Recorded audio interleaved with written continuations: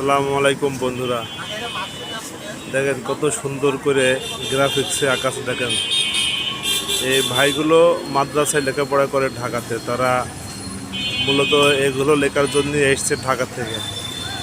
দেখেন কত সুন্দর করে লেখছে, দেখতে পাচ্ছেন। আজকে আমি সেটাই দেখাচ্ছি। দেখেন এই যে বন্ধুরা, দেখেন এই দেখেন কত সুন্দর করে আর্ট করছে।